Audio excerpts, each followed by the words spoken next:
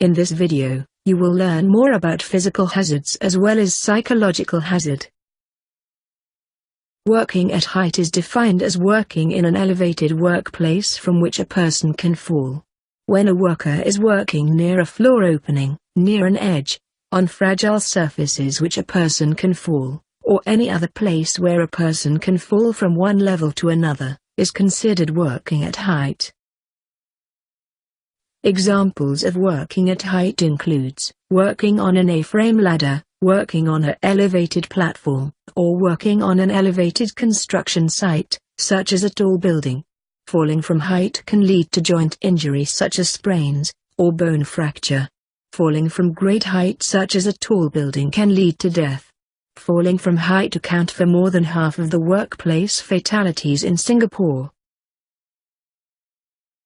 Ergonomic hazards is a physical factor within the environment that harms the musculoskeletal system, which can lead to musculoskeletal disorder.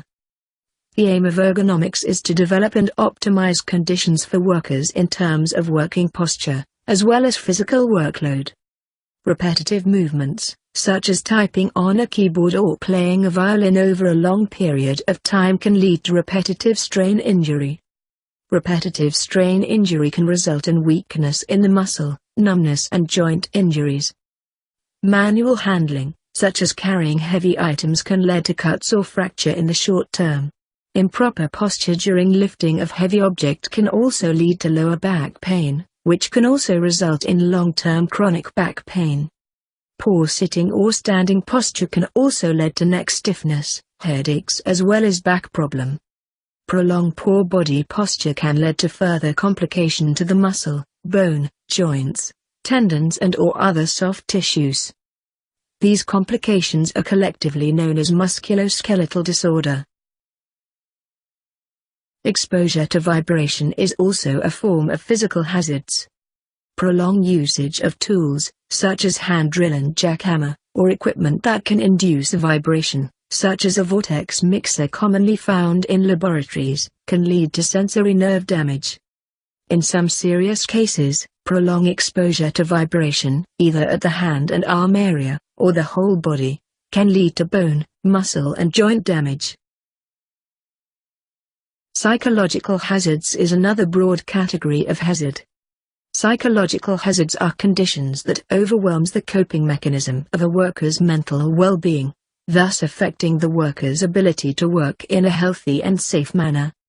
Although psychological hazards may not be apparent immediately, if left unchecked, psychological hazards can pose serious threat to the affected worker as well as to the co-workers. Psychological hazards can be caused by occupational stress. For example, heavy workload, tight deadlines and long working hours are common cause of stress. In certain workplace, different forms of abuses such as verbal, emotional and physical abuse can have a great impact on the psychological health of the worker. Personal life of the worker can also impact greatly on his psychological state during work. Sudden life-changing events can result in great emotional stress to the worker. Life events such as sudden passing of a loved one can lead to shock or depression. Prolonged occupational stress or exposure to abuse can lead to various detrimental health effects. These include loss of sleep or sleep disturbance, excessive alcohol consumption or drug abuse, anxiety and headaches, and development of mental illness. Psychological hazard can lead to loss of productivity of the worker, and at times, results in workers engaging at risk behavior. These at-risk behaviors include improper use of tools and equipment, disregarding safety procedures as well as causing direct harm to other co-workers,